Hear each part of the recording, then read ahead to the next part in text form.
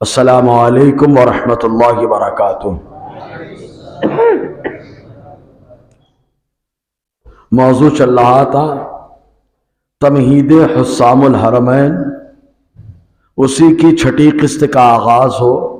اس سے پہلے آقا علیہ السلام کی بارگاہ میں ہدیہ درود و سلام پیش کریں، پڑھیں بآواز بلند صلی اللہ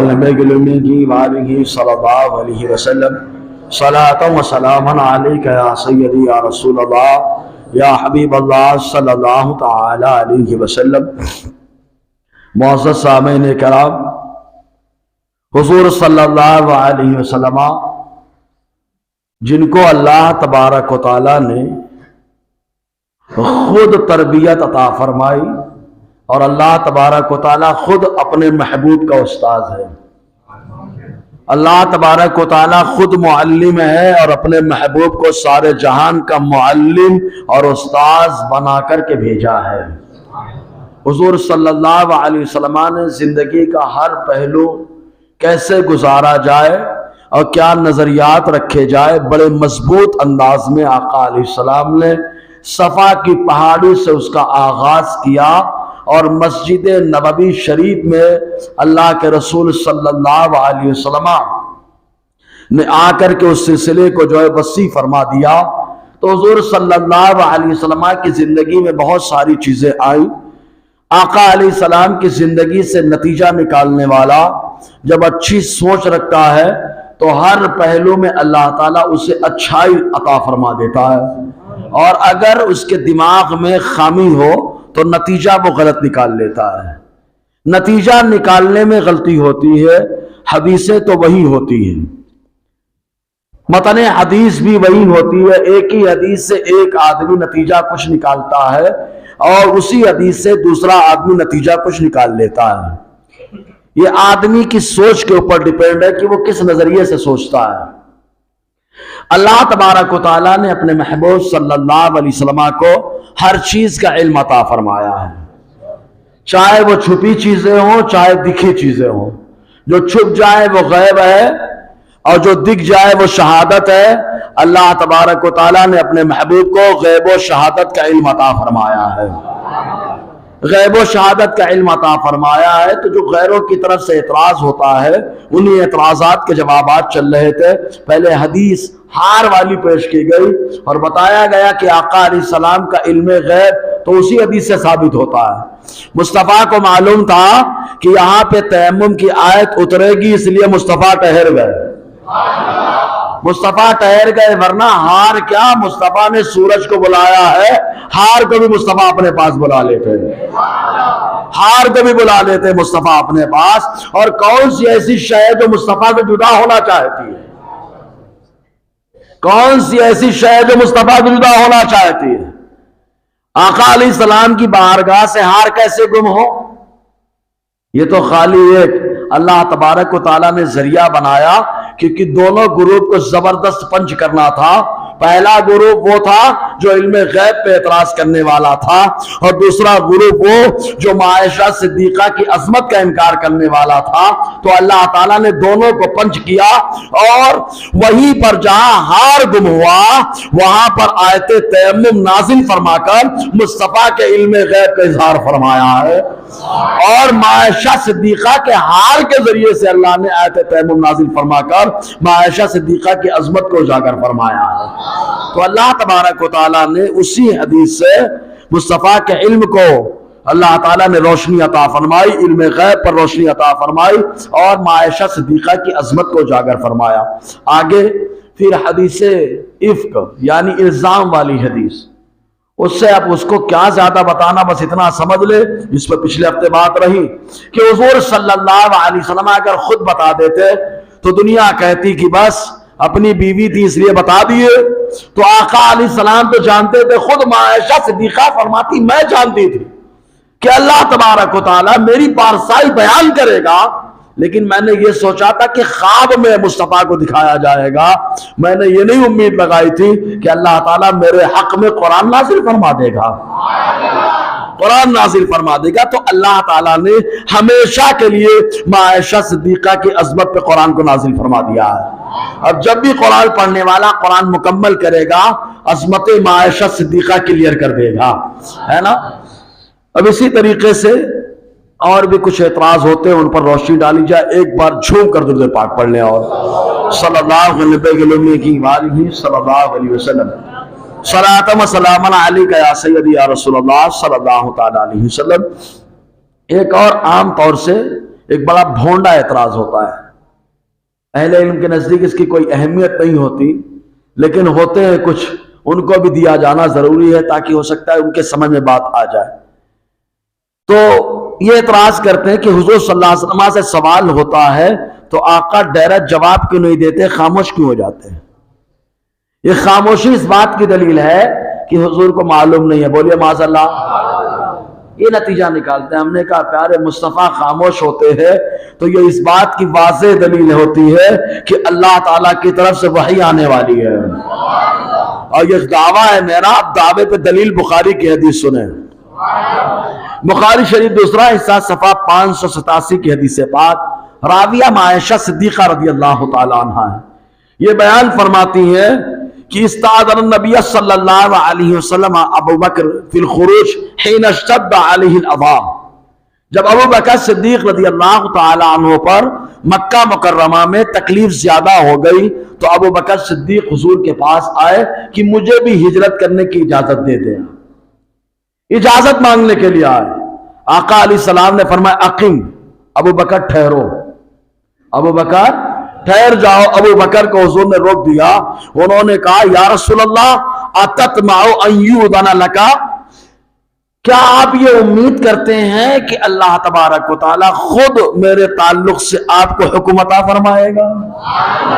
کیا آپ یہ امید رکھتے ہیں کہ اللہ تبارک و تعالی میرے تعلق سے آپ کو اجازت اور حکم عطا فرمائے گا؟ فکان رسول اللہ صلی اللہ علیہ وسلم یقول انی لارجو ذالک، تاکید کے ساتھ حضور فرماتے ہیں ہاں انی لارجو ذالک، اے ابو بکر بلا شبہ میں اسی کی امید کرتا ہوں، میں اسی کی امید کرتا ہوں۔ مصطفیٰ نے روکا تو ابو بکر نے کیا کہا؟ ابو بکر نے یہ کہا کہ وحی آئے گی، اللہ اجازت دے گا۔ تو آقا علیہ السلام نے فرمایا ہاں مجھے اسی کی امید ہے۔ ابو بکر نے یہ نہیں کہا کہ سرکار کیوں روکا، کیا آپ کو معلوم نہیں کہ بعد میں میں ہجرت کر کے جاؤں گا؟ ان کو معلوم تھا کہ مصطفیٰ کو سب معلوم ہے۔ مصطفیٰ وہ جانتے ہیں جو لوگ نہیں جانتے ہیں، مصطفیٰ وہ جانتے ہیں۔ کہا سرکار کیا اللہ تعالیٰ اجازت فرمائے گا؟ آقا نے فرمایا ہاں۔ تو فانتظرہ ابو بکر، ابو بکر اپنے گھر میں تشریف لے گئے اور جا کے انتظار کرتے رہے۔ فاتاہ رسول اللہ صلی اللہ علیہ وسلم ذات یوم ظہرا، ایک دن حضور صلی اللہ علیہ وسلم ظہر کے وقت، دوپہر کے وقت تشریف لائے۔ آقا علیہ السلام اپنے کاشانہ اطہار سے نکل کے ابو بکر کے گھر تشریف لے گئے ظہر کے وقت۔ ہجرت کا آغاز ہوتا ہے تو ابو بکر کے گھر سے، بولو آغاز ہجرت ابو بکر کے گھر سے ہے۔ آقا علیہ السلام ظہر کا وقت تشریف لے گئے ابو بکر کے گھر۔ فنادا، ابو بکر کو پکارا، کہا اخرج اخرج من عندک، ابو بکر باہر آؤ، جو سامان لینا ہے تمہارے پاس ہے وہ بھی لے کر کے آؤ، باہر آؤ سامان لے کر کے آؤ۔ ابو بکر صدیق رضی اللہ تعالیٰ نے کہا انما ہوا ابن عطایا، اے اللہ کے حبیب صلی اللہ علیہ وسلم میں آپ کے ساتھ تو چل رہا ہوں، میرے بیٹے تو کوئی مسئلہ نہیں، لیکن دو بیٹیاں بھی ہیں، ایک کا نام اسماء ہے دوسری عائشہ صدیقہ، میری ان دونوں بیٹیوں کا کیا معاملہ؟ حضور صلی اللہ علیہ وسلم نے ارشاد فرمایا اشعرت انہ قد اوذنا لی فی الخروج یا قد آذنا لی فی الخروج، اے ابو بکر کیا تم کو اس بات کا احساس ہو گیا کہ میرے اللہ نے ہجرت کرنے کا حکم عطا فرما دیا ہے؟ ہجرت کرنے کا حکم جو میں نے تو خالی باہر بلایا ہے نا، اور تم نے کہا بیٹیوں کا کیا کرنا؟ کیا تم کو اللہ تبارک و تعالیٰ کیا اس بات کا احساس ہو گیا کہ اللہ تعالیٰ نے ہجرت کا حکم عطا فرما دیا ہے؟ جملہ سنیں، ابو بکر صدیق کہتے ہیں یا رسول اللہ صحبہ، اے اللہ کے رسول صلی اللہ علیہ وسلم آپ کی سنگت، یعنی میں آپ کی سنگت میں رہتا ہوں، آپ کا صحابی ہوں، میں جانتا ہوں کہ اللہ تعالیٰ نے مجھے آپ کے ساتھ ہجرت کرنے کا حکم عطا فرما دیا ہے۔ آپ آپ کا صحابی ہو, صحابی کا نظریہ یہ ہے اور اس کا نظریہ کیا ہے آپ سمجھے. صحابی ہو, حضور صلی اللہ علیہ وسلم نے فرمایا صحابہ, صحابی ہونے کی وجہ سے. اور حدیث میں بھی آیا کہ آقا علیہ السلام کے پاس جبرائیل آئے اور آنے کے بعد کہتے ہیں کہ اللہ تعالیٰ نے حکم دیا ہجرت کے سفر میں ابو بکر آپ کے ساتھ رہیں گے. اور سلو ہے یار, ابو بکر کو اللہ تبارک و تعالیٰ نے ساتھ میں مصطفیٰ کے رکھا ہے. مصطفیٰ کے ساتھ ابو بکر کو اللہ تعالیٰ نے کر دیا. اچھا حضور یہاں اگر کسی چیز میں توقف فرمائے تو کیا نتیجہ نکلا؟ نتیجہ یہی نکلا کہ وحی آنے والی ہے. تو عائشہ صدیقہ کا معاملہ ہے, الزام لگا ہے, مصطفیٰ توقف فرما رہے ہیں, تو نتیجہ یہ مت نکالو کہ مصطفیٰ کو معلوم نہیں ہے. ارے مصطفیٰ تو سب جانتے ہیں. ارے مصطفیٰ یہ بھی جانتے ہیں میں توقف تو کر رہا ہوں, لیکن میرا مولا امتحان لے کر قرآن کی آیات کا نزول فرمانے والا ہے. آزمایا جائے, اس کے بعد اللہ تبارک و تعالیٰ قرآن کی آیت نازل فرمانے والا ہے. تو حضور خاموش رہتے ہیں تو اس لیے کہ اللہ تعالیٰ کی طرف سے وحی آنے والی ہے, اللہ تعالیٰ کی طرف سے پیغام آنے والا ہے. ایسے ہی ایک روایت پیش کی جاتی ہے, اس کو بھی لکھا ہے کچھ لوگوں نے اپنی اپنی کتاب میں, جیسے حفظ الایمان میں یہ روایت نقل کی گئی ہے, اور اس روایت سے نتیجہ غلط نکالا گیا ہے. یہ بھی نہیں سوچے کہ حدیث بتانے والے بھی مصطفیٰ ہیں. جو بتا رہا ہے وہ نہیں جانتا, جو بتا رہا ہے وہ نہیں جانتا. قابل غور بات, جو حدیث خود بتا رہے ہیں وہ نہیں جانتے. واہ واہ واہ واہ. تو اس سے نتیجہ حفظ الایمان کے اندر کچھ کا کچھ نکالا گیا. کیا ہے حدیث وہ؟ حضرت انس بن مالک رضی اللہ تعالیٰ عنہ سے روایت بخاری شریف کے اندر ہے, وہ فرماتے ہیں کہ آقا علیہ السلام نے فرمایا, چونکہ مصطفیٰ جان رحمت محشر میں 3 جگہ ہوں گے نا. حضرت انس نے پوچھا بھی تھا سرکار کہاں تلاش کریں, تو حضور نے فرمایا حوض کوثر پہ دیکھ لینا. کہا اگر وہاں نہیں پایا تو کہا میزان پہ آ کے دیکھ لینا. کہا وہاں نہیں پایا تھا, کہا پلسرات پہ آنا, گرتوں کو بچا کر کے نکال رہا ہوں گا. آقا تینوں جگہ میں کہیں نہ کہیں ہوگی. تو آقا فرماتے لَيَرِدَنَّ عَلَيَّ نَاسٌ مِّنْ أَصْحَابِ الْحَوْضِ, میرے ساتھیوں میں سے, مطلب میری قوم میں سے, میری امت میں سے کچھ لوگ حوض کوثر پر آئیں گے, حتی عرفتہم, یہاں تک کہ میں انہیں پہچان لوں گا. بول دو اب, یہ جملہ قابل غور ہے. حضور نے فرمایا حتی عرفتہم, یہاں تک کہ میں انہیں پہچان لوں گا. آئیں گے حوض کوثر پر, میں انہیں پہچان لوں گا, اور پہچاننے کے بعد ان کو اپنے قریب بلاؤں گا, آ جاؤ آ جاؤ آ جاؤ. فاقول, تو میں کہوں گا اصحابی امتی, میری امت میری امت میری امت.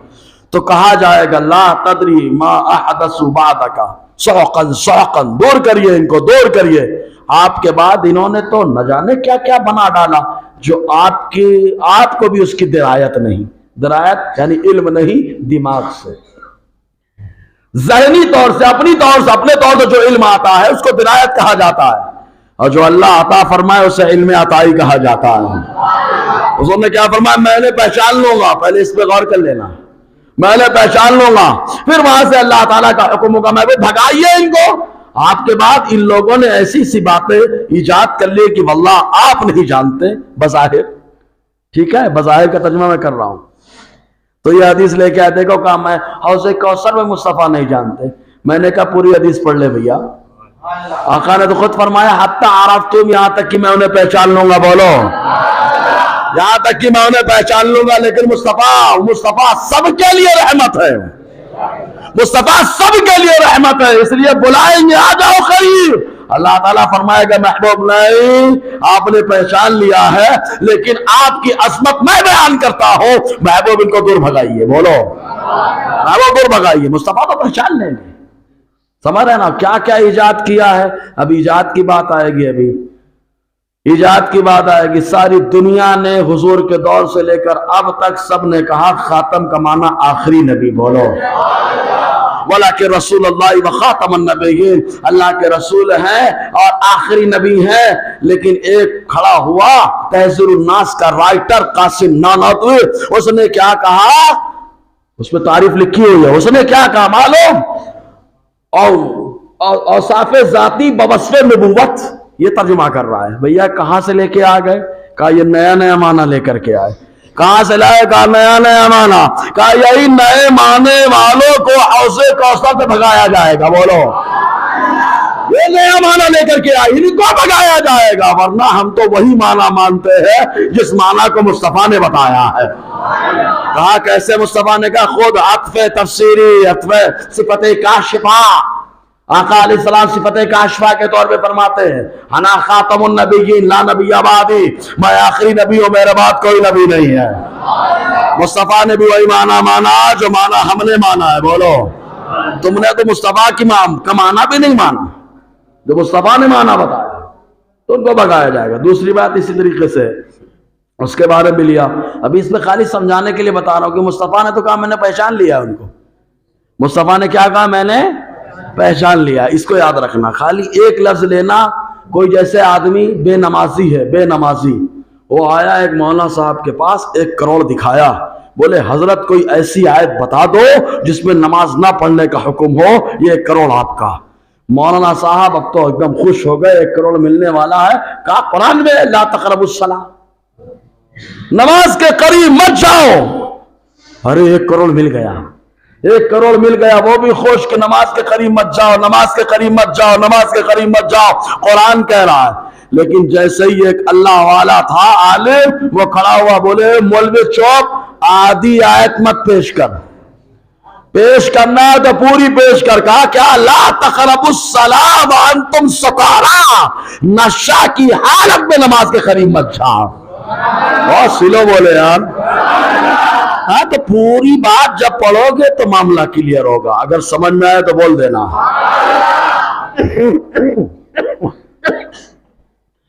تو جس نے کہا کیا، وہ جب آدھی حدیث ہو یا آدھی آیت کوئی پیش کرتا ہے تو گڑبڑ کرتا ہے.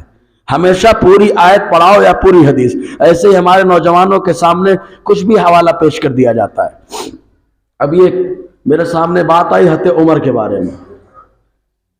کچھ لوگوں، کچھ صحابہ کا نام گنایا گیا، بولے یہ لوگوں نے حضرت فاطمۃ الزہرا رضی اللہ تعالی عنہا کے گھر میں جا کر کے آگ لگائی. بولیے معاذ اللہ. بولے یہ لوگ لکڑی لے کر کے آئے، ہے میرے پاس، لکڑی لے کر کے آئے، حضرت عمر نے آگ لگوائی. خالی ایک ٹھنڈے دماغ سے سمجھو آپ، حضرت عمر نے حضرت فاطمہ کے گھر میں آگ لگوائی ان کے حساب سے، تو حضرت فاطمہ کے داماد کیسے بن گئے؟ حضرت فاطمۃ الزہرا رضی اللہ تعالی عنہا کی ایک شہزادی ہے جن کا نام ام کلثوم ہے. ام کلثوم کا نکاح حضرت عمر فاروق سے ہوا ہے. حضرت عمر فاروق سے نکاح ہوا. جب نکاح ہوا تو لوگوں نے کہا عمر آپ نے ان سے نکاح کیا، عمر میں کافی تفاوت اور فرق ہے. تو حضرت عمر نے کہا اس لیے میں نے ان سے نکاح کیا ہے تاکہ روز محشر جب کسی کا حسب نسب نہیں کام کرے گا، مصطفیٰ کا کام کرے گا، اس وقت میں مصطفیٰ کا رشتہ دار رہوں گا، میں مصطفیٰ کا رشتہ دار رہوں گا. اب بولو کیا بولیں گے بھائی، داماد کیسے بنا لیا؟ اچھا ایک چیز اور، ایک بار بتائیے آپ جس سے دشمنی رکھتے ہیں اس کے نام پہ اپنے بیٹے کا نام رکھتے ہیں. فرعون سے دشمنی ہے کہ دوستی؟ ارے بولو یار، دشمنی. تو اب اپنے بیٹے کا نام فرعون رکھیں گے؟ فرعون صاحب، نمرود صاحب، قارون صاحب، ابو جہل، ابو لہب. آدمی جس سے محبت کرتا ہے اسی کے نام پر اپنے بیٹے کا نام رکھتا ہے. اے حضرت علی کرم اللہ وجہ الکریم، آپ نے، لوگوں نے تو خالی اتنا بتایا آپ کے شہزادے جنتی نوجوانوں کے سردار ہمارے آقا حسنین کریمین ہیں، لیکن ہمیں یہ بھی معلوم ہے کہ دوسری زوجہ سے آپ کے بیٹے کا نام ابو بکر بھی ہے. ہمیں یہ بھی معلوم ہے دوسری زوجہ سے آپ کے بیٹے کا نام عمر بھی ہے، دوسری زوجہ سے آپ کے بیٹے کا نام عثمان بھی ہے. تو کہا جب حضرت علی نے ابو بکر، عمر، عثمان نام رکھا تو دشمنی کی وجہ سے یا دوستی کی وجہ سے؟ اگر آپ کو دشمنی کی وجہ سے ہو تو سارے رافضیوں سے کہوں گا تمہاری دشمنی یزید سے کھلی ہوئی ہے، اپنے بیٹے کا نام یزید رکھ لینا، کیونکہ رافضیوں کی دشمنی کھلی ہوئی ہے یزید کی. تو یزید اپنے بچوں کا نام رکھنا، بولے دشمن کا نام نہیں رکھتے ہیں. تو کلیئر ہو گئی بات، دشمن کے نام پہ اپنے بچوں کا نام نہیں رکھا جاتا. تو حضرت علی نے اپنے دوستوں کے نام پر اپنے بچوں کا نام رکھا ہے. اگر سمجھ میں آ تو پھر سے ایک بار یار، یہ نمونہ ہے، نمونہ سمجھانے کے لیے۔ تو ایسے لوگ ہوتے ہیں سمجھ نہیں پاتے، وہ کچھ کا کچھ بتاتے رہتے ہیں، سمجھ میں آیا؟ تو اس لیے پورا ہمیشہ پڑھنے کا، کیا پڑھنے کا؟ پورا پڑھنے کا۔ پورا پڑھو گے تو معاملہ کلیئر ہو جائے گا۔ اکثر جملہ بولتا نا میں کہ یار کچا کھانا پیٹ خراب کرتا ہے، کچا علم دماغ بھی خراب کرتا ہے، ایمان بھی خراب کرتا ہے۔ علم پکا ہونا چاہیے۔ دیکھنا سنیت پہ اکثر دو ہی لوگ ٹکتے ہیں، یا تو بالکل معلوم نہ ہو اور یا جس کو سب معلوم ہو، مطلب عقائد کے بارے میں سب معلوم ہو۔ جس کو بالکل معلوم نہیں ہوتا وہ تو بھاگ دے، ہو چاہے نہ ہو، میں مصطفیٰ کا تھا، مصطفیٰ کا ہوں، مصطفیٰ کا رہوں گا، ایک دم پکا رہتا، سنتا ہی نہیں ہے، سنتا ہی نہیں ہے، اس سے ڈرتے بھی ہیں، معلوم ہے ہاتھ پاؤں بھی چلا لیتا ہے، سمجھے نا؟ تو اس سے ٹکتے بھی نہیں، ایک دم بالکل علم نہیں ہے اس کو، اور یا تو پورا علم جس کو ہو جائے عقائد کے تعلق سے تو وہ بھی ٹکا رہتا ہے، کیونکہ معلوم ہے پکا ہے۔ سمجھ میں آ گیا؟ اس لیے علم پورا مضبوط ہونا چاہیے۔ بہرحال تو دوسری حدیث، حضرت ابو ہریرہ رضی اللہ تعالیٰ عنہ اس کے راوی ہیں، یہ بیان فرماتے ہیں کہ حضور صلی اللہ علیہ وسلم نے فرمایا قیامت کے دن کچھ میری امت کے لوگ آئیں گے تو میں ان کو قریب بلاؤں گا حوض کوثر سے، کہوں گا یہ میرے امتی ہیں، امتی ہیں، امتی ہیں۔ مجھ سے کہا جائے گا انک لا علم لک بما احدث بعدک انہم ارتدوا علی ادبارہم القہقرہ، نہیں انہوں نے جو آپ کے بعد ایجاد کیا ہے اس کے تعلق سے علم ظہوری نہیں ہے آپ کو، کہ ان لوگوں نے ارتداد کیا ہے۔ حضور کے بعد بہت سارے لوگ مرتد بھی ہوئے نا، ہم مرتد ہونے والے صحابی نہیں ہیں، اور جتنے صحابی ہیں وہ مرتد نہیں ہوئے، سمجھ میں آیا؟ جو مرتد ہوئے وہ صحابی نہیں، اور جو صحابی ہے وہ مرتد نہیں ہوئے، سمجھ لینا، چاہے فتح مکہ سے پہلے ایمان لائے چاہے فتح مکہ کے بعد۔ قرآن کی آیت موجود ہے صاف صاف کہ جو ایمان لایا تو ایمان سارے گناہوں کو ختم کر دیتا ہے، سورہ آل عمران کے اندر یہ آیت موجود ہے۔ تو یہ حدیث پیش کر کے ہم لوگوں کو جو ہے نا تھوڑا سا دھوکہ دینے کا چکر کیا جاتا ہے۔ پہلے اس کو میں ٹیلی کرتا ہوں قرآن سے، اللہ تعالیٰ کے بارے میں آپ کیا کہیں گے؟ سورہ آل عمران آیت نمبر 142، اللہ تعالیٰ فرماتا ہے ام حسبتم ان تدخلوا الجنہ ولما یعلم اللہ الذین جاہدوا منکم، لما یعلم وقت تکلم تک نفی ہوتی ہے۔ کیا تم نے یہ سمجھ رکھا ہے کہ تم جنت میں چلے جاؤ گے، داخل ہو جاؤ گے؟ جبکہ ابھی تک اللہ، لغوی معنی، ابھی تک اللہ تعالیٰ نے تم میں سے مجاہدوں کو نہیں جانا، بولو معاذ اللہ۔ لفظی معنی کرو گے تو اللہ نے نہیں جانا، یہ معنی ہو جائے گا، بے ادبی ہے کہ ادب ہے؟ بولو یار، لغوی معنی تو یہ بتا رہا لما یعلم، ابھی تک اللہ نے جانا ہی نہیں، اللہ نے ابھی تک جانا نہیں ہے، کیا حکم لگاؤ گے؟ اللہ کو علم نہیں ہے؟ بولو معاذ اللہ۔ پھر دوسری آیت، یہ قائل نمونے کے طور پر پیش کر رہا ہوں، دوسری آیت سورہ توبہ آیت نمبر 16، اللہ تعالیٰ فرماتا ہے ام حسبتم ان تترکوا ولما یعلم اللہ الذین جاہدوا منکم، کیا تم سمجھتے ہو، کیا تم نے یہ سمجھ رکھا ہے کہ تم کو چھوڑ دیا جائے گا جبکہ اللہ تعالیٰ نے ابھی تم میں سے مجاہدوں کو نہیں جانا؟ معاذ اللہ، یہ معنی کرو گے نہیں جانا، لما یعلم نہیں جانا، ابھی تک نہیں جانا، ابھی تک نہیں جانا، تو اللہ تعالیٰ کے بارے میں غلط نظریہ بن جائے گا۔ لیکن احمد رضا کی بارگاہ میں آؤ، احمد رضا کی بارگاہ میں آؤ، بڑا محتاط قلم ہے میرے رضا کا، کیونکہ غوث پاک کا قلم ہے، بڑا محتاط قلم ہے۔ حالت کیا فرماتے ہیں، کیا تم نے یہ سمجھ لیا کہ تم جنت میں چلے جاؤ گے جبکہ اللہ تعالیٰ نے تم میں سے ابھی تک مجاہدوں کو آزمایا بھی نہیں؟ جب مجاہدوں کو آزمایا جائے گا تو جنت ہے۔ اور ایک جگہ اعلیٰ ترجمہ کیا کر رہا ہے، ابھی تم نے یہ سمجھ رکھا چھوڑ دیا جائے گا، وَلَمَّا يَعْلَمِ اللَّهُ الَّذِينَ جَاهَدُوا مِنكُمْ، جبکہ اللہ تعالیٰ نے لوگوں کے درمیان مجاہدوں کی معرفت نہیں کرائی ہے، شناخت نہیں کرائی۔ تو یہ علم کا معنی معرفت بھی ہے، شناخت بھی ہے، امتحان بھی ہے۔ اب آ جاؤ، حضور سے کہا گیا لا علم لکا، اے محبوب آپ کو اس کا علم نہیں۔ علم کا معنی کیا؟ مطلب ابھی لوگوں کے درمیان آپ نے ان کی یہ پہچان نہیں کرائی کہ انہوں نے آپ کے بعد نیا معنی بتایا تھا، نیا معنی بتایا تھا، آپ نے تعارف نہیں کرایا ابھی ان کا۔ ویسے تو مصطفیٰ جانتے ہیں، کچھ سمجھ میں آیا؟ مصطفیٰ جانتے لیکن لوگوں میں ابھی بتایا نہیں، پہچان نہیں کروایا. اب لوگوں پہچان کیسے ہوں گی؟ تو سب حوض کوثر پہ جام پیئیں گے، ان کو بھگاؤ یہاں سے. جب بھگایا جائے گا لوگ پوچھیں گے کیسے بھگایا جا رہا ہے، تو معلوم ہوگا کہ ان لوگوں نے نئے نئے کام کیے تھے، ارتداد والے کام کیے تھے. تب ساری دنیا دیکھ لے گی کہ مصطفیٰ کا دیوانہ حوض کوثر سے بھگایا نہیں جا رہا ہے بلکہ بلا بلا کر کے جام عطا کیا جا رہا ہے، اور جو دیوانہ نے اس کو بھگایا جا رہا ہے. اب سمجھ میں آیا؟ شناخت اس کا معنی شناخت کرانا، پہچان کرانا. اگر سمجھ میں آیا تو بولو ہاں، ورنہ اللہ تعالیٰ کی بارگاہ میں کیا کہو گے آپ؟ اس کو بولتے ہیں علم ظہور. سمجھ آئے نا، آزمائش، امتحان، علم ظہور. ایسے ہی جب بات آتی ہے بولے جنت اور جہنم. اچھا ایک چیز اور، یہ حدیث بیان کس نے کی ہے؟ ارے یہ حدیث کس نے بیان کی ہے؟ حضور نے بیان کی ہے نا. تو مصطفیٰ کو معلوم نہیں ہے؟ جو بیان کرے انہی کو نہیں معلوم. بولو معاذ اللہ. اے یار سمجھ میں. اسی لیے علم غیب کئی لوگ کیوں انکار کر رہے ہیں؟ کیونکہ سب گڑبڑ شڑبڑ کر رہے ہیں، ابھی بہت گڑبڑ شڑبڑ کر رہے ہیں. کہیں شراب کی دکانیں کھول رہے ہیں، کہیں کیا کھول رہے ہیں. اب پکا عقیدہ بیان کرنے والا بیان ہی نہیں کر رہا، اس کے اوپر مضبوط رد کرنے والا، اپنا عقیدہ ڈنکے کی چوٹ پہ بیان کرنے والا ڈنکے کی چوٹ پہ شراب کی حرمت کب بیان کرے گا کہ ریاض میں یہ ہو رہا ہے، وہاں یہ ہو رہا ہے؟ کب بولے گا وہ؟ سمجھ میں آیا؟ کب بولے گا یہ؟ تو یہ اس لیے خاموش بیٹھے ہیں کہ علم غیب کا انکار کرو تاکہ محفوظ رہے. لیکن تم کو یہ نہیں معلوم ہے کہ رضا نے سب کے بہانے پھوڑ دیے ہیں، سب کے بہانا پھوڑ دیا ہے. حضور کو علم غیب ہے، مصطفیٰ نے جو بیان کیا ہے سب ہو کر رہے گا، سب ہو کر رہے گا جو مصطفیٰ نے کہا. عرب کا ایک قبیلہ مشرکوں سے ملے گا تو دکھ رہا ہے ملتا ہوا، دکھ رہا ہے ملتا ہوا. ورنہ مکہ شریف میں کیا ضرورت ہے اس کی؟ مدینہ شریف میں کیا ضرورت ہے اس کی؟ قبا دکھانے کی کیا ضرورت ہے اس کو؟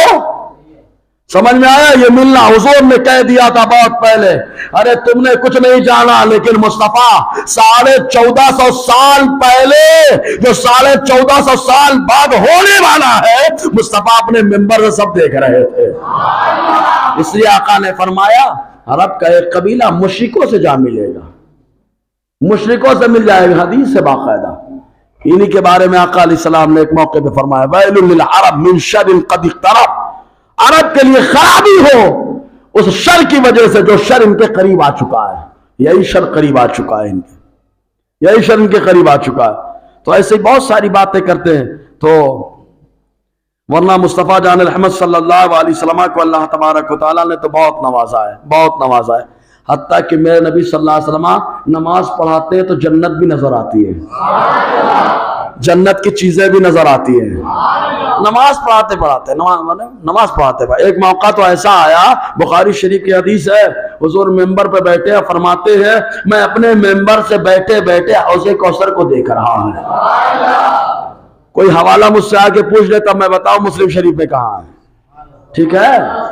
حضور نے فرمایا میں ممبر پہ بیٹھے بیٹھے حوض کوثر کو دیکھ رہا ہوں، حوض کوثر کو دیکھ رہا ہوں. یہ سب حدیثیں نہیں نظر آتی ہیں کہ مصطفیٰ کی نظر کیا کیا دیکھتی ہے. جنت، حضور خالی نماز پڑھانے کے لیے کھڑے ہو گئے، جنت بھی دکھ گئی، جنت کے ساز و سامان بھی دکھ گئے. یہ حدیث دیکھیں بخاری شریف کے اندر ہے. اور سورج گہن کے بیان میں راویہ کون ہے؟ حضرت اسماء بنت ابو بکر رضی اللہ تعالی عنہما. یہ بیان فرماتی ہے میں میری بہن عائشہ صدیقہ کے پاس آئی، اور وہ بھی جملے سے کیا بولتی ہے؟ اتیتو عائشہ زوج النبی صلی اللہ علیہ وسلم. میں عائشہ کے پاس آئی جو آقا علیہ السلام کی زوجہ ہیں. انداز دیکھے، انداز دیکھے. ورنہ کوئی عورت بہن کے پاس جاتی، بہنوئی کا ذکر بھی نہیں ہوتا، ڈائریکٹ میری بہن کے یہاں گئی تھی. لیکن وہ فخر سے بیان کر رہی میں عائشہ کے پاس آئی جو آقا علیہ السلام کی زوجہ ہے. اور کہتی حین خاسفت الشمس، جب سورج گہن لگا ہوا تھا، سورج گہن لگا ہوا تھا. اب اس میں کیا تبصرہ کروں، ہمارے یہاں تو نئی نئی دنیا آ چکی ہے. سورج گہن لگے گا تو جو عورت امید سے بیچاری کچھ نہ کرے، وہ ایسے مت بیٹھنا ورنہ بچہ ایسا ہو جائے گا، ویسے مت کرنا یہ ہو جائے گا. کیا غلط فہمیاں بیٹھ گئی. ارے آقا علیہ السلام نے سورج گہن میں نماز پڑھنے کا حکم دیا ہے. نماز میں قعدہ بھی ہوتا ہے, نماز میں سجدہ بھی ہوتا ہے, نماز میں رکوع بھی ہے. اگر اس کی وجہ سے پاؤں وغیرہ میں خرابی آتی تو مصطفیٰ سجدہ کرنے کا حکم نہیں دیتے, مصطفیٰ نماز پڑھنے کا حکم نہیں دیتے. فرماتے خالی قیام کرو, اللہ کا ذکر کرو. لیکن مصطفیٰ نے بتا دیا یہ تمہاری سوچ یہی کی ہے اور ہماری سوچ جہاں کی ہے, عمل کرو گے تو اللہ جنت میں ٹھکانہ عطا فرمائے گا. تو یہ سب باتیں آقا علیہ السلام کی سوچ ہے. محترمہ عائشہ صدیقہ کے پاس پہنچی, سورج گہن لگا ہوا, تو لوگ کھڑے ہو رہے تھے نماز کے لیے. اچانک نماز کے لیے جب لوگ کھڑے ہو گئے تو عائشہ صدیقہ بھی کھڑی ہو گئی. فَإِذًا هِيَ قَائِمَةٌ تُصَلِّي, نماز پڑھنے کے لیے کھڑی ہو گئی. جب کھڑی ہو گئی, اچھا نماز پڑھنے کے لیے کھڑی ہوئی, تو حضرت اسماء بنت ابو بکر رضی اللہ تعالی عنہ نے پوچھا لوگوں کا کیا حال ہے, کیوں کھڑے ہو گئے سب؟ فَأَشَارَتْ بِيَدِهَا نَحْوَ السَّمَاءِ, عائشہ صدیقہ نے ہاتھ سے اشارہ کیا آسمان کی طرف, دیکھو آسمان کی طرف. تو جیسے ہی دیکھا تو کہا سبحان اللہ سبحان اللہ. معلوم کیا ہوا, اگر سورج گہن لگے تو اللہ کا ذکر کرو. سبحان اللہ. آیا نشانی اللہ تعالیٰ کی قدرت کی نشانی, اللہ تعالیٰ کی قدرت کی نشانی. اچھا یہ لوگ اگر سوچے تو ان کے اعتبار سے شرک ہو جائے گا, کیونکہ سورج اللہ کے کنٹرول میں ہے اور اللہ تعالیٰ نے اپنے محبوب کے کنٹرول میں بھی سورج کو دیا ہے. صحیح ہے کہ نہیں؟ اللہ تعالیٰ کے کنٹرول میں کوئی دوسرا سورج کو روک سکتا ہے, لیکن جس نے روکا ہے وہ اللہ کا محبوب ہے, اللہ کا محبوب ہے. ان کے حساب سے تو گڑبڑ ہو جاتا.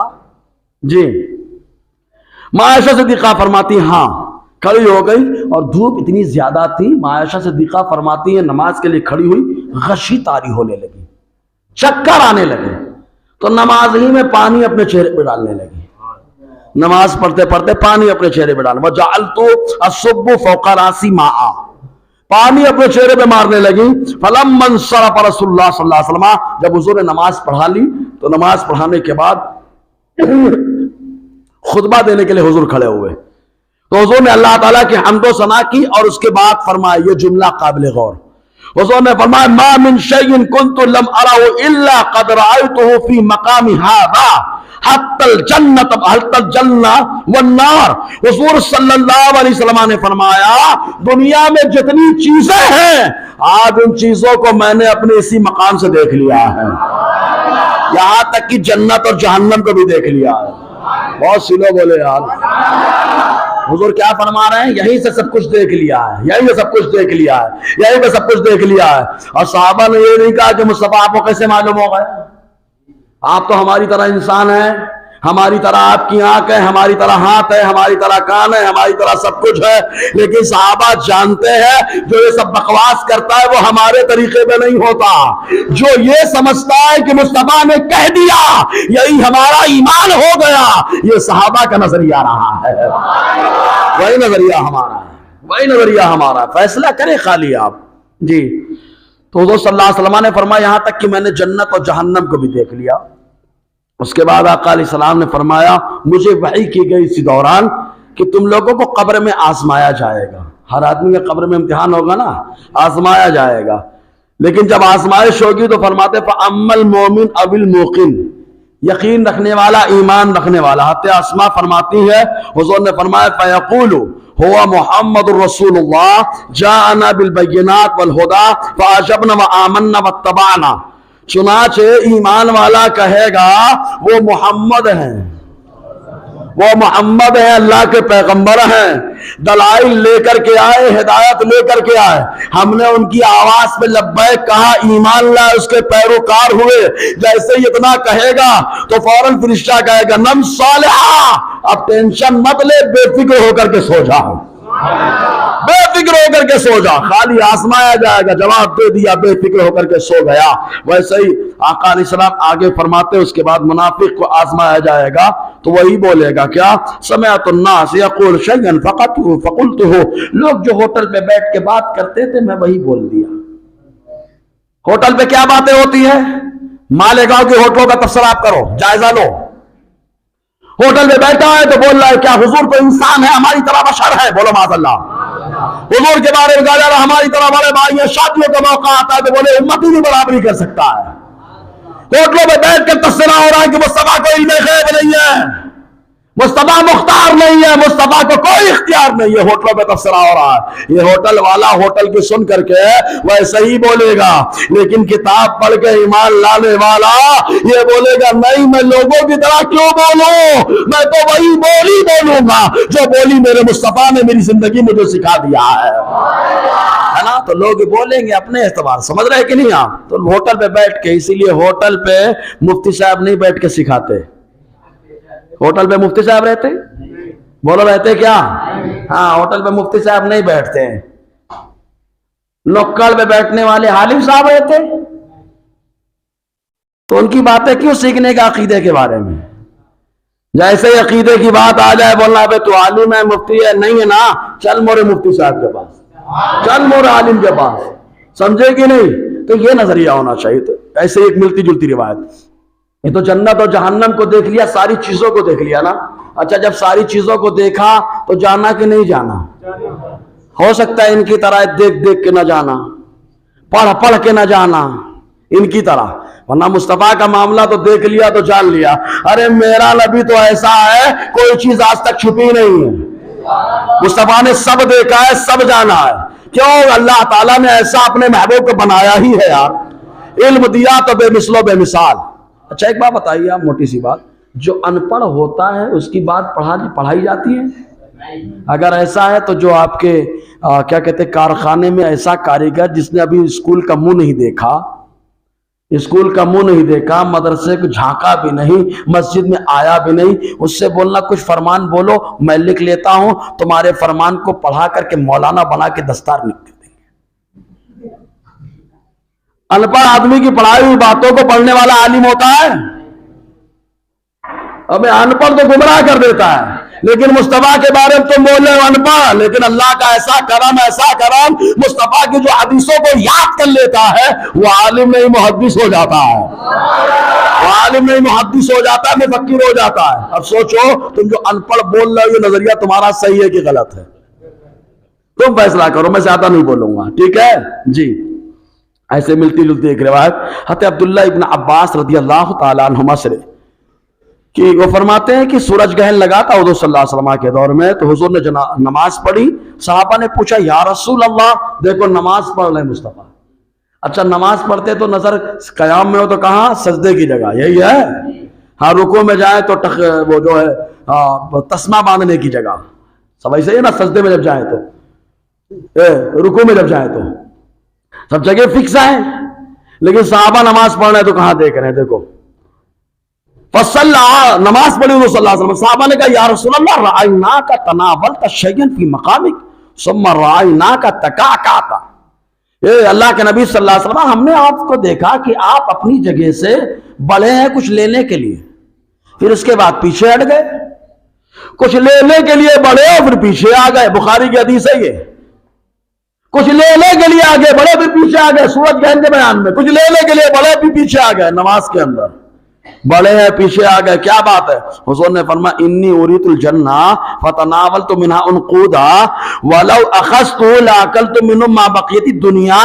حضور نے فرمایا اللہ نے مجھے جنت دکھا دی، میں نے چاہا جنت کی نعمت کو لے لوں، اگر میں لے لیتا تو رہتی دنیا تک تم اسے کھاتے رہتے ہو، رہتی دنیا تک اسے کھاتے رہتے۔ آقا علیہ السلام کو اللہ تعالیٰ نے جنت دکھا دی، اور مصطفیٰ نے جنت کے ساتھ ساتھ جنت کی نعمتوں کو بھی دیکھا، بولو یار۔ اب آپ کہیں گے لیا کیوں نہیں؟ تو جنت کا سامان جنت میں ہے، دنیا میں نہیں ہے، صحیح ہے کہ نہیں؟ دنیا میں نہیں ہے، دنیا میں جنتی اگر کوئی ہے تو مصطفیٰ ہے خود، جیسے جنتی ہے کہ جنت کو بانٹتے بھی ہیں، سمجھ رہے نا؟ تو فیصلہ آپ کریں، اللہ تعالیٰ نے ایسا ایسا دکھایا اپنے محبوب کو۔ ایک سوال اور کرتے ہیں، بولے حضرت حضور کو اگر علم غیب ہے تو قبیلہ رعل زکوان اسیہ، یہ بہت اہم سوال ہے۔ بولے یہ 3 قبیلے کے لوگ ایک مرتبہ حضور کے پاس آئے اور آ کر کے ان لوگوں نے کہا کہ آپ کسی کو ہمارے یہاں تبلیغ کرنے کے لیے بھیج دیجئے، حالانکہ لوگ دھوکہ دینے کے لیے آئے تھے۔ تو حضور نے 17 بڑے بڑے قاریوں کو، اور قاری مطلب مفتی، صحابہ ہیں، مفتی سے بڑے ہیں، محدث مفسر سب کچھ ہے، حضور نے 70 کا انتخاب کر کے ان کے ساتھ بھیج دیا۔ جب آقا علیہ السلام نے بھیجا تو ان لوگوں نے دھوکہ دے دیا، قبیلہ رعیل، ذکوان، اسیہ، ان تینوں قبیلوں نے دھوکہ دے دیا، اور دھوکہ دینے کے بعد ان لوگوں نے شہید کرنے کا منصوبہ بنا دیا۔ پہلے قیدی بنایا، پھر شہید کرنے کا منصوبہ بنایا۔ جب قیدی بنایا تو آقا علیہ السلام کو اتنا غم ہوا کہ حضور صلی اللہ علیہ وسلم 1 مہینہ فجر کی نماز میں قنوت پڑھتے رہے۔ قنوت جانتے ہیں نا، قنوت نازلہ، قنوت نازلہ پڑھتے رہے۔ کہا دیکھو اگر حضور کو معلوم ہوتا تو بھیجتے ہی نہیں، اور نہ بھیجتے، نہ وہ شہید ہوتے، نہ قنوت نازلہ پڑھنے کی نوبت آتی۔ سمجھ میں آ گیا اعتراض؟ ارے اعتراض آیا؟ ہم کہتے ہیں اگر یہی تمہارا اعتراض ہے تو پھر اللہ کی بارگاہ میں یہی اعتراض ہوگا، یہی اعتراض اللہ کے بارگاہ میں ہوگا۔ کیوں؟ اللہ تعالیٰ نے حضرت شعیہ کو بھیجا، حضرت زکریا کو بھیجا، حضرت یحییٰ کو بھیجا، حضرت ارمیہ کو بھیجا، تبلیغ کے لیے بھیجا نا، بولو تبلیغ کے لیے دنیا میں بھیجا۔ اور جب بھیجا تو ان لوگوں نے، یہودیوں نے حضرت ارمیہ کو شہید کر دیا، حضرت شعیہ کو شہید کر دیا، حضرت یحییٰ کو شہید کر دیا، حضرت زکریا کو شہید کر دیا، اور شہید کرنے کے بعد اللہ تعالیٰ قیامت تک قرآن میں ان کا رد یوں فرماتا ہے، ضربت علیہم الذلہ والمسکنہ وباؤوا بغضب من اللہ ذلک بانہم کانوا یکفرون بآیات اللہ ویقتلون النبیین بغیر الحق ذالک بما عصوا وکانوا یعتدون۔ اللہ تعالیٰ قیامت تک ان کے اوپر، اللہ تعالیٰ فرماتا ہے کہ ان کے اوپر ذلت اور محتاجی کو مسلط کر دیا گیا ہے، اور یہ اللہ کے عذاب میں پلٹے ہیں اس سبب سے کہ انہوں نے اللہ کی نشانیوں کو جھٹلایا اور پیغمبروں کو شہید کیا، تو یہ اللہ تعالیٰ کی حد سے بھی آگے بڑھ گئے۔ اب بتاؤ اللہ تبارک و تعالیٰ کے بارے میں کیا کہو گے؟ اگر اس کو معلوم ہوتا تو نہیں بھیجتا، یہی کہو گے معاذ اللہ، نقل کفر کفر نہ باشد۔ اگر اللہ تعالیٰ کو معلوم ہوتا تو نہیں بھیجتا، یہ کہو گے؟ بولو کہو گے؟ یہ عقیدہ بنے گا؟ نہیں، میرا اللہ جانتا ہے کہ دین کا کام کرنا ہے، دین کے لیے کام کروانا ہے، دین کا کام جب کروانا ہے تو اس کے لیے کبھی کبھی اپنے پیاروں کی قربانی پیش کرنی پڑتی ہے۔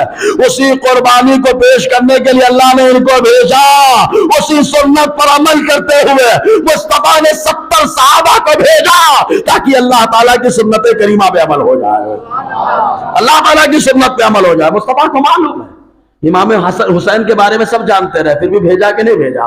اگر بھیجا تو بولو سب جانتے رہے، پھر بھی بھیجا، پھر بھی بھیجا۔ کیوں؟ تاکہ اپنوں کی قربانی پیش ہو دین کی خدمت کے لیے، دعوت کے لیے، تو لوگوں کو معلوم ہو جائے دین کی دعوت و تبلیغ کتنا اہم فریضہ ہے، کتنا اہم کام ہے۔ اس کا اندازہ آج کے دور میں بہت اچھے سے لگایا جا سکتا ہے۔ تبلیغ کا جو ہم نے جو طریقہ ہے چھوڑ دیا تو غیر مسلط ہو رہے ہمارے اوپر، ہر طریقے سے شرارت ہو رہی ہمارے اوپر۔ اب اگر آپ بولو حضور کو غم تھا 1 مہینہ اللہ تعالیٰ ان کے اوپر جو ہے نا لان تان کیا، تو ہم کہیں گے پھر اللہ تعالیٰ نے بھی تو کیا ہے۔ سمجھ میں آ گیا؟ اگر جواب بیٹھ گیا ایک دم پھر تو سبحان اللہ بول سکتے ہیں۔ پھر ایک اعتراض، ان کا اعتراض میں نے کہا نا یہ امہات الاعتراض ہے۔ امہات الاعتراض، اعتراض جنم لیتے رہتے ہیں۔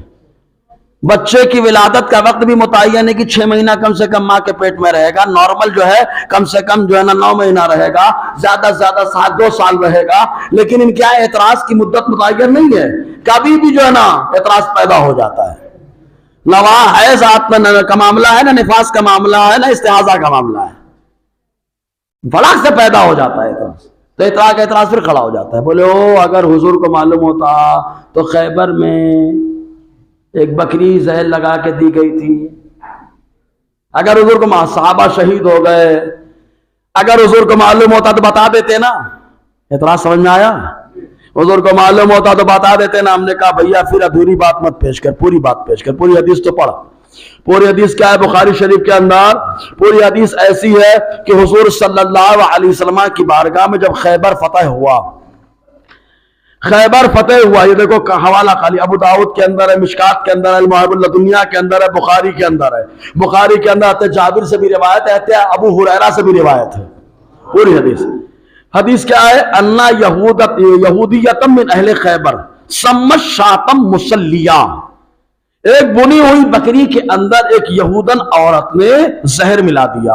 ثم اہدتها لرسول اللہ صلی اللہ علیہ وسلم، پھر حضور صلی اللہ علیہ وسلم کو تحفے میں دے دیا. بنی ہوئی بکری، اس میں زہر ملا ہوا دے دیا، اور جیسے ہی دیا فاخذ رسول اللہ صلی اللہ علیہ وسلم الذراع، آقا علیہ السلام نے اس سے دستی اٹھا لی. حضور نے دستی اٹھا لی کھانے کے لیے. فاکلا منہا واکلا رہۃ من اصحابہ معہ، حضور نے اس سے کچھ کھایا، صحابہ کی ایک جماعت نے بھی اس حضور کے ساتھ کھایا. جیسے ہی کھایا حضور نے فرمایا ارفعوا ایدیکم، حضور نے فرمایا اپنا ہاتھ کھانٹوں سے اٹھا لو، اپنے ہاتھوں کو کھانے سے اٹھا لو. حضور نے فرمایا ہاتھ اٹھا لو، صحابہ نے ہاتھ اٹھا لیا، مصطفیٰ نے ہاتھ اٹھا لیا، کھانا بھی نہیں کھایا. وارسل الی الیہودیہ، یہودیہ کو پیغام بھیجا کہ بلا کے لاؤ اس کو. فدعاہا، اس کو بلایا گیا، وہ آئی. حضور نے فرمایا سممتی ھذا الشیشہ، تو نے اس بکری میں زہر ملایا ہے، تو نے اس بکری میں زہر ملایا ہے.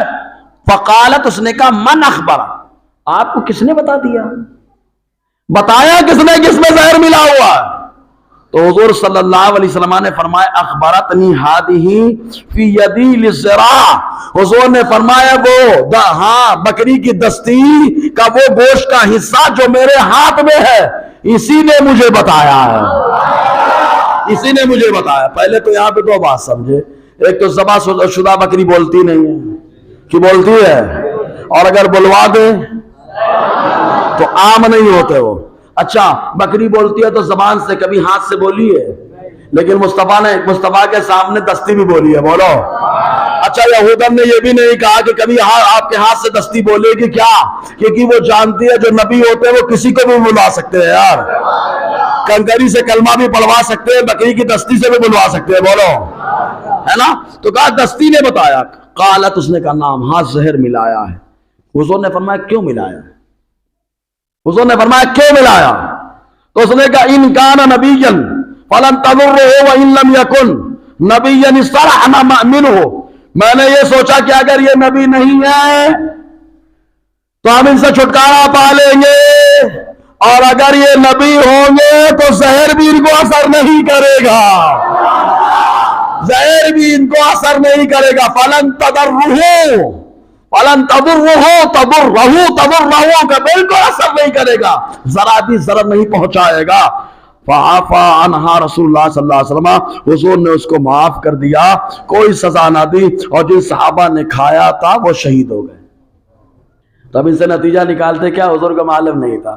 میں نے کہا معلوم تھا، میں نے کہا معلوم تھا. مصطفیٰ اس کی نیت کو جانتے رہے، کیونکہ مصطفیٰ نیتوں کو جانتے، منافقوں کو تو مسجد سے نکالا ہے. ہاں حدیث ابھی آئے گی. تو مصطفیٰ نیت کو جانتے ہیں، مصطفیٰ جانتے ہیں یہ امتحان لینا چاہتی ہے. اور امتحان کس چیز کا؟ کہ اگر نبی ہے تو نہیں ہوگا کچھ، اور نبی نہیں ہوں گے تو ہو جائے گا. تو صحابہ نبی نہیں تھے تو اثر ہو گیا، اور مصطفیٰ نبی رہے تو اثر نہ ہوا، اثر نہ ہوا. مصطفیٰ جان رحمت کے سامنے جو امتحان کا معاملہ آیا تو آقا علیہ السلام نے اس امتحان میں جو ہے فوز و فلاح کو اپنے سامنے رکھا ہے. سمجھے نا؟ یہ کہنا کہ معلوم نہیں تھا، کچھ سمجھ میں آیا؟ اگر آیا ہے تو بولیے سبحان اللہ. اسی لیے کہتے ہیں پوری روایتیں پڑھنی چاہیے، ادھوری نہیں پڑھنی چاہیے. ادھورے سے نقصان بہت ہوتا ہے. چونکہ وقت بھی کافی ہو چکا ہے، مواد تو بہت ہے. ابھی یہ ایک سوال آ گیا ہے، جواب دے دوں؟ ایک مضمون سوشل میڈیا پر چل رہا ہے، اگر کوئی لڑکی غیر مسلم سے شادی کر لے تو مرتد نہیں کہلائے گی جب تک کہ اس کا ارتداد ثابت نہ ہو جائے. یہ کہاں تک صحیح ہے؟ غیر مسلم سے کوئی مسلمان شادی کر لے، کیسے شادی کر رہی بھائی؟ پہلے تو یہ کہ شادی کیسے کر رہی ہے؟ کیا اس کے ساتھ شادی کو اس نے جائز جانا؟ اگر جائز جانا تو ارتداد تو ہو گیا، ارتداد ہو گیا. قرآن کی آیت ہے مشرکوں سے شادی مت کرو، نکاح مت کرو، یہاں تک کہ ایمان لے آئے، سورہ بقرہ کے اندر ہے. اگر اس نے نکاح کو جائز جان لیا تو قرآن کی آیت کا انکار ہو گیا. قرآن کی آیت کا انکار کرنا ہے، ارتداد تو ہو گیا. ایک چیز. دوسری چیز، غیر سے اس نے شادی کی ہے، اب ان کے رسم و رواج سے، تو اب ان کے رسم و رواج میں قشقہ لگانا، کفر کی نشانی. سمجھ میں آیا؟ پوجا، اب کون سی پوجا، اب زیادہ نہیں بولوں گا. عبادت نار، سمجھے نا، جو جس کی پوجا کرتا ہے وہ اسی میں چلے گا، جو جس کی پوجا کرتا ہے وہ اسی میں چلے گا. یہ تو اللہ نے ایمان والوں کا مقام دیا ہے، اللہ کی عبادت کرو، اللہ اس آگ سے نجات عطا فرمائے گا. سمجھے نا، اللہ اس آگ سے عذاب جو ہے نجات عطا فرمائے گا. وہ سمجھ میں آیا؟ اگر سمجھ میں آ گیا تو بولیے سبحان اللہ. اب یہ سوشل میڈیا میں چلانے کی ضرورت کیا ہے یار؟ میں شروع سے اپنے نوجوانوں تو بہت کیا بولوں، یہ سب چیزیں جلا کر کے کیا ملتا ہے آپ کو؟ بولے قوم کو بتانا ہے، قوم کو سب معلوم ہے. ہوا تم بنا رہے ہو، ہوا بنا کر کے اپنی قوم کو مرعوب کرنا چاہتے ہو. 2% مرتد ہونا ہر دور میں رہا ہے. حضور کے دور میں بھی ایمان لانے کے بعد لوگ مرتد ہوئے ہیں، تو کیا اس کو سوشل میڈیا پہ چلایا جائے؟ ارے 2% ہے، 2% اسلام سے مرتد ہو رہا ہے تو تم چلا رہے ہو. یہ نہیں دیکھ رہے کہ اللہ تعالیٰ نے 98% لوگوں کو اسلام کی دولت بھی عطا فرمائی ہے. ان کو کون چلائے گا؟ پڑھا لکھا طبقہ اسلام کی طرف آ رہا ہے اور پڑھے لکھے جائے ادھر جا رہے ہیں. سمجھ میں آیا کہ نہیں آیا؟ تو 98% کا چلاؤ نا یار. قرآن میں خامی نکالنے والا اپنے اندر کی خامی نکال کے مسلمان ہو رہا ہے. تو یار ہم لوگ کیوں مرعوب ہو رہے ہیں؟ مرعوب ہونے کی ضرورت نہیں ہے. یاد رکھنا، ایمان میں وہی قائم رہتا ہے جس پر اللہ کا کرم ہوتا ہے. کوئی ضروری نہیں کہ مولانا ہے تو مرتد نہیں ہوگا، کوئی ضروری نہیں کہ عالمہ ہے تو مرتد نہیں ہوگی، کوئی ضروری نہیں ہے کہ حافظہ ہے تو مرتد نہ ہو.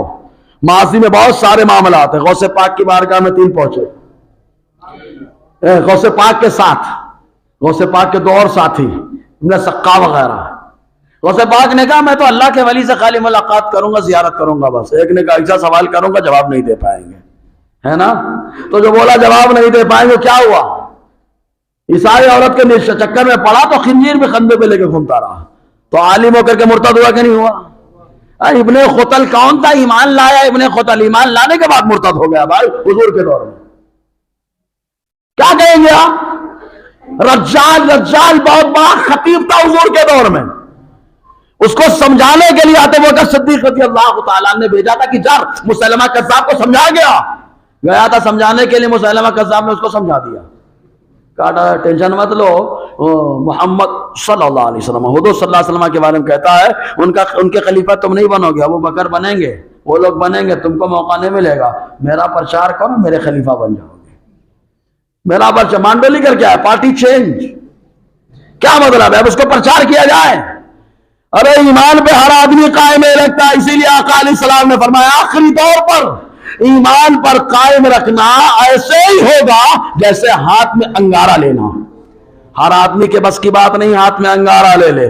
جو ہاتھ میں انگارہ لے گا وہی جہنم کے انگارے سے محفوظ رہے گا. سمجھ رہے نا؟ اے عشق تیرے صدقے جلنے سے چھٹے سستے، جو آگ بجھا دے گی وہ آگ لگائی ہے نا. تو یہ سوشل میڈیا مت چلا. بولے لوگ بولتے اس ٹائم پہ یہ مت کرو وہ مت کرو. میں ان سے بھی بولتا ہوں کیوں ٹینشن لیتے ہو یار؟ ایمان غالب ہوگا، اکیلے 100 پہ بھاری رہیں گے. اور ہماری تاریخ شروع سے یہی رہی ہے. اس لیے یہ سب کسی کے بارے میں الٹا سیدھا بولنے کا بھی نہیں اور اپنے اندر بزدلی لانے کا بھی نہیں. بہادر قوم کے بچے بہادر ہوتے ہیں اور بلا وجہ ہندوستان کے ماحول کو خراب کرنے کا بھی نہیں. ہندوستان ہمارا تھا، ہمارا ہے، ہمارا ہی رہے گا. ہمارا تھا، ہمارا ہے، ہمارا رہے گا، کیونکہ میرے نبی نے میرے غوث غی نواز کو عطا کیا. ہم لوگ غی نواز والے ہیں. ہم چشتی ہیں. چشتی الحمدللہ جتنے چشتی ہیں وہ ہندوستان کو اپنا مانتے ہیں. رضا ہمارے چشتی ہیں. مہاراجہ سے خلافت ہے، چشتی خلافت. بولو سمجھ رہے نا کہ چوچا بھی چشتی ہے. بولو ہے نا؟ بدایوں بھی چشتی ہے. سب تو چشتی ہیں. تو چشتی رنگ چڑھا ہے تو ہندوستان ہمارا. سمجھے نا؟ کیونکہ یہیں پر میرے نبی کے آخری نبی ہونے کا اعلان بھی ہوا ہے. یہیں سے حج کرنے کے لیے پہلا حاجی گیا ہے. زمین پر پہلی اذان بھی ہندوستان میں ہے. پہلی توبہ جو قبول ہوئی وہ بھی ہندوستان میں ہے یار. پہلی توبہ قبول ہوئی وہ بھی ہندوستان میں، وہ بھی چھوٹے موٹے ہندوستان میں نہیں، اکھنڈ ہندوستان میں ہے. تو ہم لوگ اکھنڈ ہندوستان والے مسلمان ہیں الحمدللہ. سمجھا نا, نور مصطفیٰ بھی آیا تو ہندوستان میں, جبرائیل بھی آیا تو ہندوستان میں, اور آدمی سے آدمی آدم والا, آدمی آدم والا, آدمی آدم والا, آدمی آدم والا, جتنے آدمی ہیں ان کے ابا بھی ہندوستان میں. ہاں, اب بندری ڈھونڈے اپنے ابا کو, بندری ڈھونڈے, بندر والا کہاں ہے نا. تو اس لیے یہ مرعوب ہونے کی ضرورت نہیں ہے بھیا, سمجھ میں آیا. چہرہ کھلا رکھو, کوئی جا رہا جانے دو, یہ سمجھ لینا کہ ناخن کٹ گیا, حد سے بڑھ گیا, وہ کٹ گیا. موچھ کے بال حد سے بڑھ گئے, کٹ گئے, تو یہ چاہے عالمہ ہو, چاہے حافظہ ہو, چاہے قاریہ ہو, چاہے عالم ہو, چاہے حافظ ہو, چاہے قاری ہو, حد سے جو بڑھے گا وہ جائے گا, اور جو جس کو اللہ تعالیٰ کرم میں رکھے گا وہ حد کے اندر رہے گا, وہ محفوظ رہے گا. حد میں رہو, شریعت کے حد میں. وَمَن يَتَعَدَّ حُدُودَ اللَّهِ, جو اللہ کی حد سے آگے بڑھتا ہے وہی پریشان ہوتا ہے. سمجھ میں آیا. اس لیے مرعوب ہونے کی ضرورت نہیں. گروپ میں بحث ہوتی رہتی, میں ہنستا رہتا ہوں اور دماغ بھی خراب ہوتا ہے. سارے مفکر اسلام سوشل میڈیا میں رہتے ہیں, سارا قوم کا درد سوشل میڈیا میں رہتا ہے. کیا ضرورت ہے سوشل میڈیا میں؟ قوم کا درد ہے تو نماز پڑھنا شروع کرو نا یار. اگر قوم کا درد ہے تو چہرے پہ داڑھی رکھنا شروع کرو نا یار. جو چھڑوایا جائے اس کو اتنی مضبوطی سے پکڑو, اتنی مضبوطی سے پکڑو. وہ نماز چھڑوانا اتنی مضبوطی سے نماز پڑھو, اذان چھڑوانا اتنی مضبوطی سے اذان دو, داڑھی چھڑوانا اتنی مضبوطی سے داڑھی رکھو, اور جو نقاب چھڑوائے تو اپنی عورتوں کو اتنی مضبوطی سے نقاب پہناؤ. سمجھنا, ایک سازش کے تحت کام ہو رہا ہے. وَمَكَرُوا وَمَكَرَ اللَّهُ وَاللَّهُ خَيْرُ الْمَاكِرِينَ. کفر ہمیشہ سازش کرتا رہا, اللہ کی خفیہ تدبیر ہوتی رہی. جو خفیہ تدبیر پر ایمان رکھتا ہے اللہ اسے کامیابی عطا فرماتا ہے.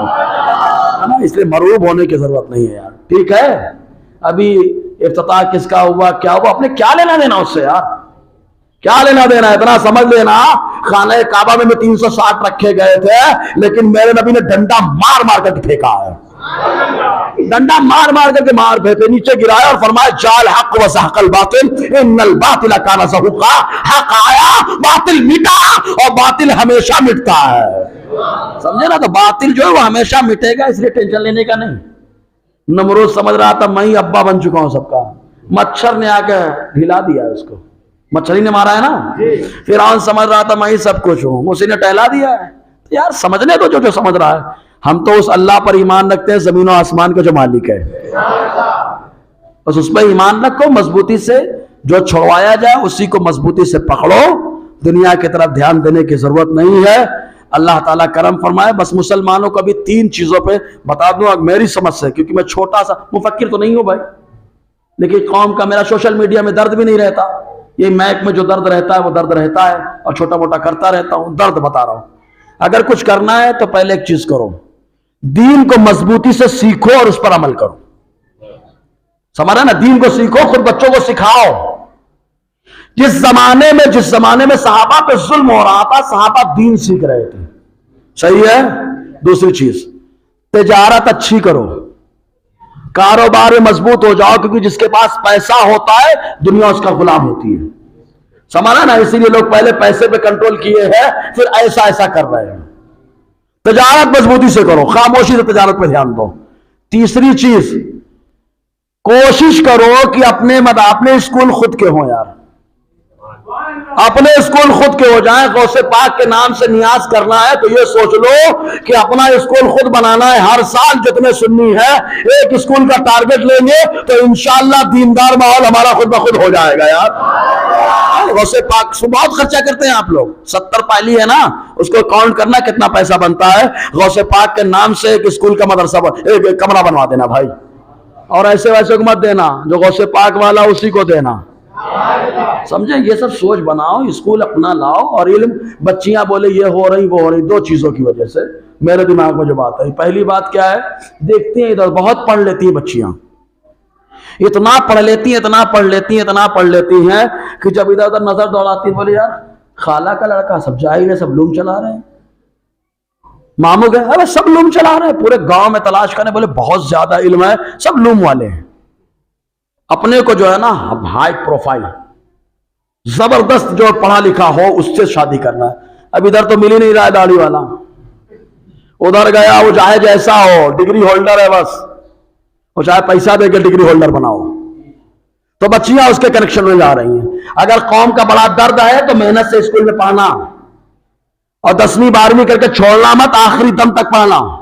مجبور کر دو گورنمنٹ کو اس بات پر کہ اب مسلمانوں نے ٹھان رکھا ہے کہ ہم اتنا پڑھیں گے کہ نوکری تو ہم ہی حاصل کریں گے، سمجھے نا؟ یہ سب پلان بناؤ، منصوبہ بناؤ، آگے کام کرو، انشاءاللہ خود بخود جو قوم آگے بڑھنا چاہتی وہ ترقی کرتی ہے، اور جو بیٹھی رہتی ہے سوچے نوالا منہ میں آ جائے تو کھانا بھی منہ میں نہیں آتا ہے۔ دوران گفتگو غیر شرعی کلمات نکلے ہوں تو استغفر اللہ رب العزت و اشہد ان لا الہ الا اللہ واشہد ان محمدا عبدہ ورسولہ۔ السلام علیکم ورحمۃ اللہ۔